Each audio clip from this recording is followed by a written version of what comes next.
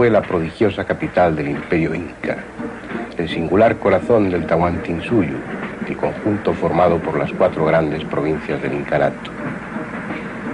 Dicen que esta ciudad fabulosa fue fundada por los mismos hermanos Ayar, aquellos seres mitad hombres, mitad dioses, de los que descendían los incas, la dinastía de reyes de piel blanca y cabello rubio que gobernaron un inmenso territorio.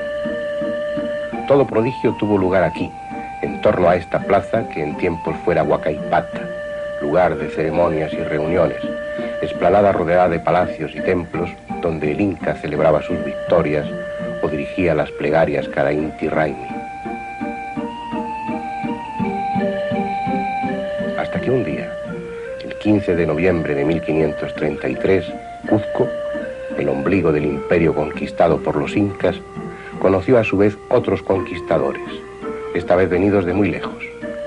Y los dioses, los viejos dioses, cedieron su lugar a otro dios igualmente viejo que empezó a venerarse en templos nuevos, edificados a su vez sobre antiguos templos y palacios incas. Así, la iglesia del Triunfo fue construida sobre el Sunturbasi, la casa de armas del Inca, donde los conquistadores sufrieron asedio y a punto estuvieron de ser vencidos por Manco Cápac II. Dicen que el apóstol Santiago y la misma Virgen María vinieron a resolver la cuestión.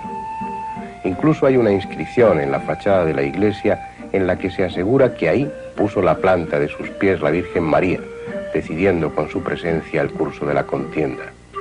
Injusta leyenda, como tantas otras, que hacen a la Virgen tomar partido en las luchas humanas, convirtiendo a unos en buenos y en malos a otros según convenga. Lo cierto es que los Cañaris y el propio hermano de Manco Cápac II fueron los artífices de ese triunfo que da nombre a la iglesia. Esa fue la decisiva ayuda que recibieron los conquistadores, no la de la Virgen o Santiago, que no estuvieron sino en la imaginación de algún exaltado cronista. Junto al triunfo, formando compacto bloque, está la Catedral de Cuzco, máxima expresión del sincretismo, de la fusión de viejas y nuevas creencias. Bajo sus bóvedas existen multitud de leyendas, imágenes milagrosas, cortejos de aparecidos, cauces para una fe sin medida, desbordada, que alcanza límites espectaculares en la procesión del Corpus Christi.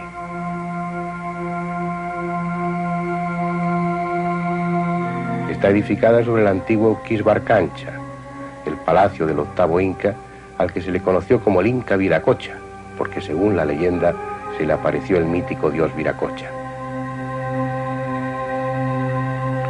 Y en esa catedral, edificada con tantas leyendas como piedras, se guarda un Cristo singular, al que los cusqueños hicieron depositario de sus esperanzas, el último recurso de los desamparados.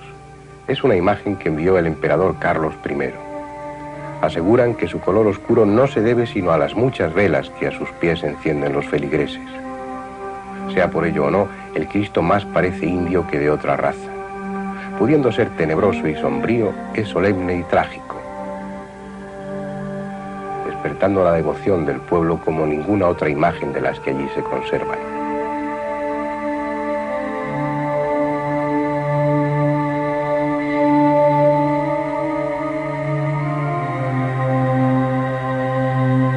Apenas había reparado en él hasta que el 31 de marzo de 1650 un terremoto tiró por tierra la mitad de Cuzco. Dicen que hubo 400 temblores en menos de 24 horas. Y ese día de catástrofe y de pánico volvieron los ojos al Cristo en busca de consuelo.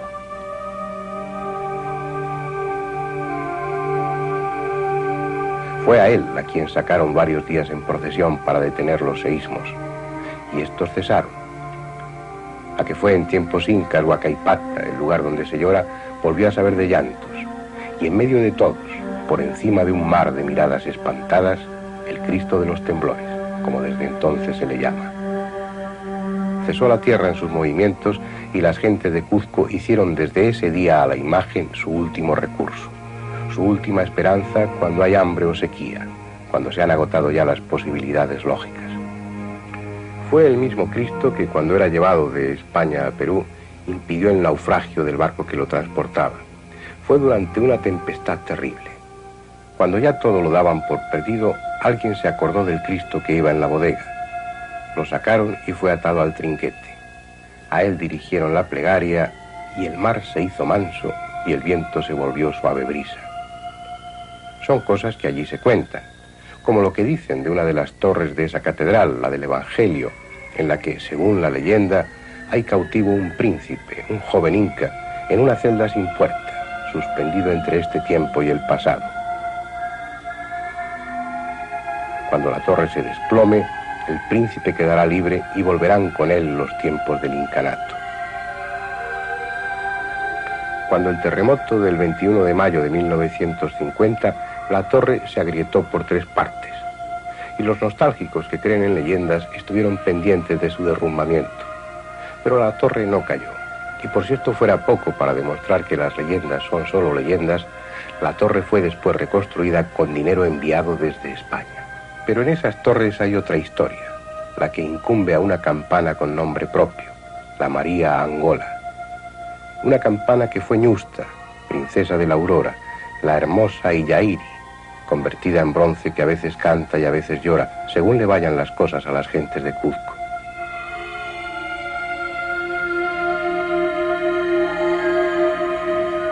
Otros dicen que su especial sonido se debe a que el bronce fue aleado con oro, el que arrojó al crisol una doncella para expiar las culpas de su padre, un corregidor de mala fama. Cuzco es así, una mezcla de leyendas, las del viejo imperio fundidas con las de la época colonial. Si los indios eran dados a la fabulación, los españoles recién llegados no lo eran menos. Aunque la ciudad parezca más que peruana, extremeña, son de piedras incas sus cimientos y aún las paredes hasta buena altura. Cuzco ya no sería Cuzco sin lo español o lo inca, sin esa amalgama de las dos culturas, tan profunda a veces que va más allá de la piedra y alcanza al alma misma de los edificios, como aquí, en el convento de Santa Catalina. Antes era la Agyapasi, la casa de las Vírgenes del Sol, doncellas de las más nobles familias del incanato que ya desde su infancia eran consagradas al culto y encerradas de por vida entre esas paredes. Aquí tejían la finísima ropa destinada a los sacrificios y la que usaba el inca en sus ceremonias. Aquí, ajenas al resto del mundo, hacían el sanku, el pan ácimo que se consumía en el Inti Raymi, o la aca, la bebida fermentada que el inca ofrecía al sol. Con la conquista, las Vírgenes del Sol abandonaron su casa y, curiosa o fatalmente, la vinieron a ocupar en 1601 las monjas de Santa Catalina, que igual que aquellas, se encerraron en clausura, se consagraron a su dios, tejieron otras telas y fabricaron otro pan y otra bebida para otras ceremonias, como si en el fondo nada hubiese cambiado.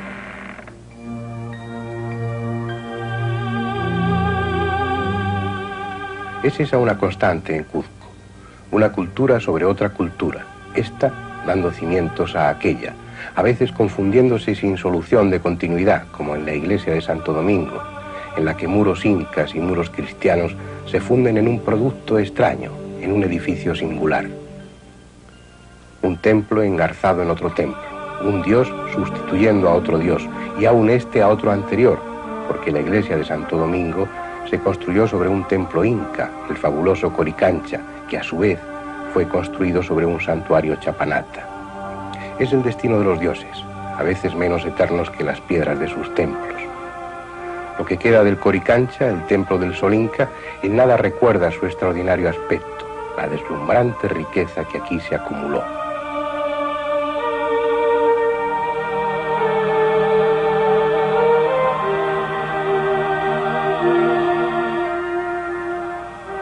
Había muchas puertas y portadas muy bien labradas. A media pared, una cinta de oro de 2 palmos de ancho y 4 dedos de grueso. Las portadas y puertas estaban chapadas con planchas de oro.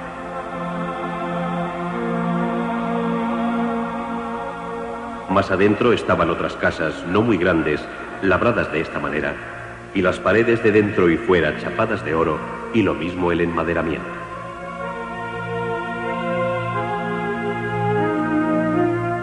Hablan también los cronistas de un fabuloso jardín distribuido en terrazas en el que la fauna y flora estaban representadas a tamaño natural y en los más nobles materiales. Maizales de oro, llamas de oro y hasta la hierba y los insectos hechos de ese metal. Y así debió ser, porque cori significa oro labrado y cancha se traduce como lugar cercado, encerrado entre muros, por lo que coricancha equivale a lugar cercado donde está el oro. Lo que se corresponde con la tremenda importancia espiritual que tuvo para el Inca, pues si Cuzco era el ombligo del mundo que ellos conocían, el Coricancha era el centro místico, el lugar sagrado por excelencia de Cuzco, lo que era tanto como decir el centro espiritual del mundo. Su origen se atribuye a los míticos hermanos Ayar, los fundadores de la dinastía Inca, pero el Coricancha que conocieron los conquistadores y que en parte se conserva dentro de Santo Domingo es obra del Inca Pachacútec, el gran reformador y urbanista del Perú precolonial. Él fue quien engrandeció Cuzco y le dio estructura de ciudad, y fue también quien dispuso que la capital del imperio tuviese un templo como nunca antes se había conocido. Hizo venir canteros de los pueblos conquistados, los mejores artesanos y los orfebres de mayor fama. Puede que entre las ruinas incas haya piedras más grandes, de formas más complejas, pero difícil será encontrar otras que igualen a estas en la perfección de su labrado, en la armonía de sus hiladas, aseguradas internamente con grapas de bronce para evitar su desplazamiento durante los terremotos.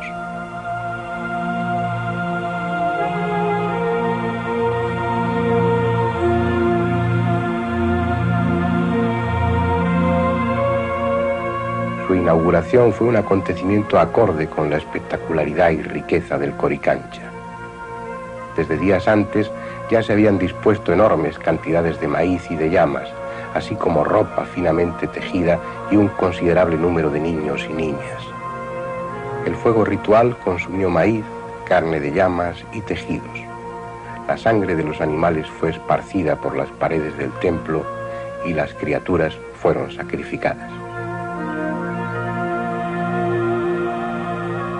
Los niños y niñas que ansí habían juntado estaban bien vestidos y aderezados.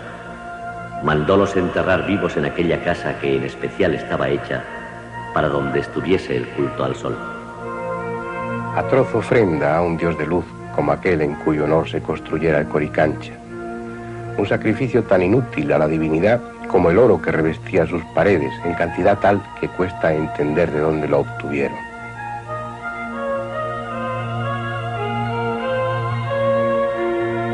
Un tesoro incalculable que inevitablemente despertó la codicia de los conquistadores, pero que en parte jamás fue encontrado.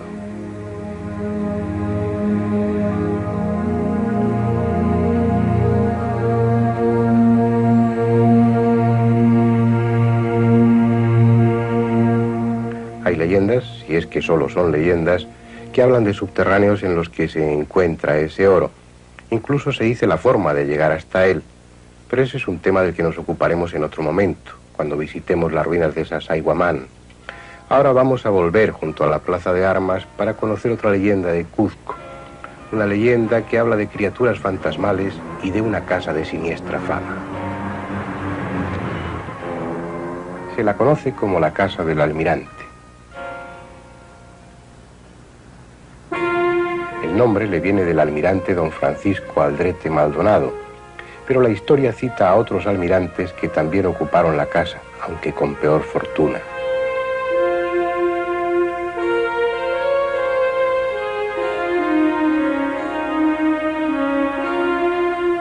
Uno de ellos fue don Gregorio de Espinoza, al que poderes más allá de lo humano condenaron a muerte por abofetear a un cura que, portando en ese momento el Santísimo, no le saludó como correspondía a su grado y condición.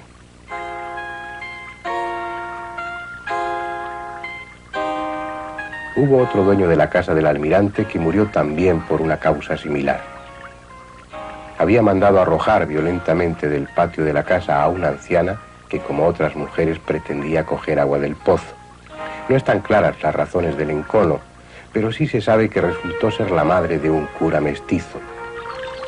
Y también se relata que ese sacerdote acudió indignado a pedir cuentas al almirante por su conducta. y que en lugar de una explicación lo que recibió fue una tanda de palos. Ser cura entonces debía tener gran importancia, porque la leyenda afirma que esa noche salieron varios verdugos del Averno para castigar al impío agresor.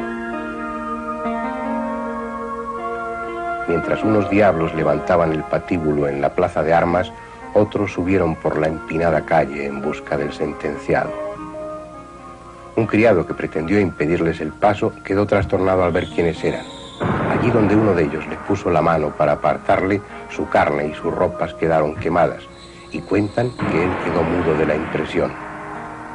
No dice la leyenda si el reo bajó la calle resignado o por la fuerza, pero sí afirma que a la mañana siguiente todos los cusqueños pudieron verle colgando de la horca.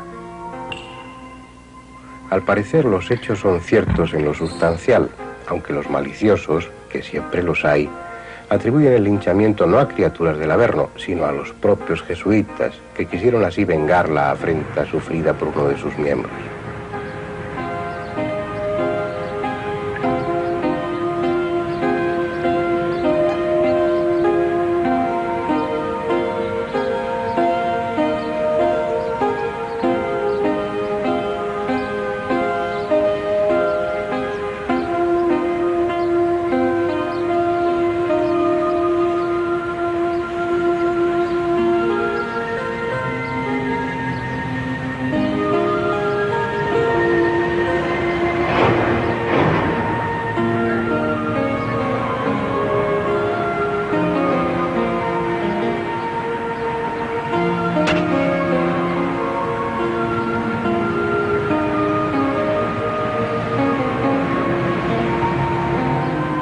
También en las inmediaciones de la Plaza de Armas está la iglesia convento de la Merced, rica en tesoros y, como no, en leyendas.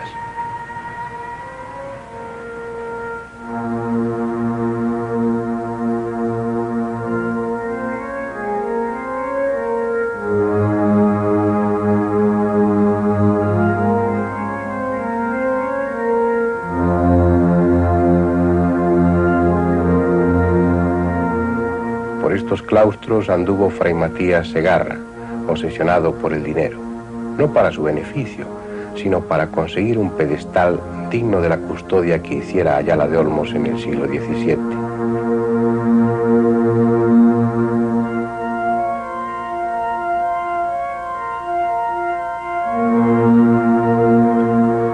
Y no debió ser poco el dinero conseguido si se juzga la magnificencia de pedestal y custodia que, guardados en una celda acondicionada como caja fuerte, se ofrecen a la vista de los visitantes.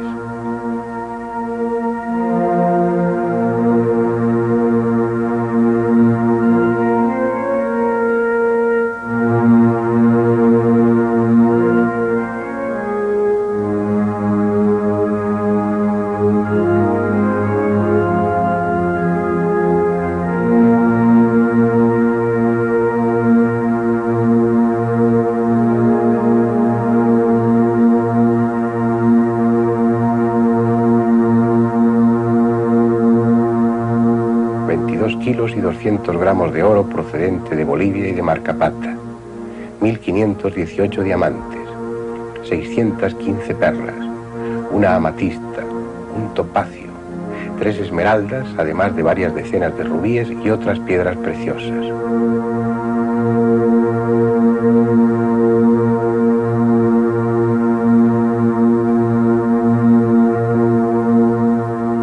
Una obra de valor incalculable en la que el artista Manuel Piedra puso todo su arte y entusiasmo.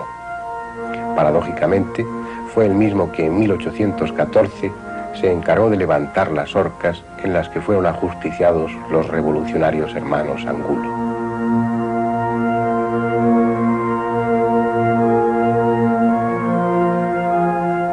Pero si el que visita Cuzco se siente abrumado por tanto oro, puede encontrar a pocos metros de esa custodia una celda de la Merced en la que se conserva uno de los ejemplos más claros de humildad y de mística locura que pueda imaginarse.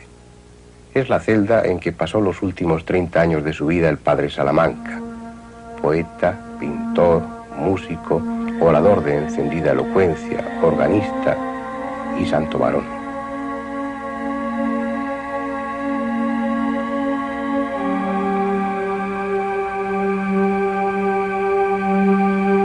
tiempos mozos fue misionero a caballo por todo el Perú, hasta que, harto del mundo y de sus gentes, se refugió en esta celda.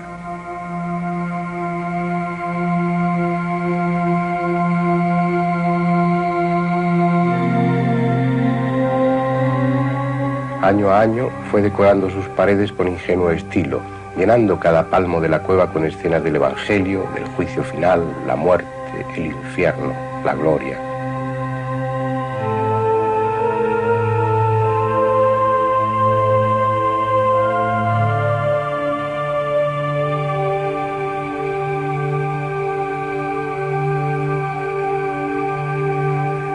En el altillo de la celda se conserva un órgano que él mismo construyó para aliviar su soledad. La leyenda dice que un coro de ángeles solía acompañarle y que en ocasiones eran esos mismos ángeles los que hacían sonar tan rústico instrumento. Se habla de su vida como de una vida ejemplar, de elevada espiritualidad, de envidiable paz.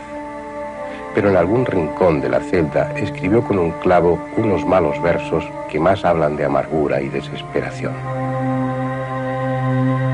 Venga ya la muerte a devorar mis tristes días. Ya no tardes en venir, pues ya me cansa el vivir.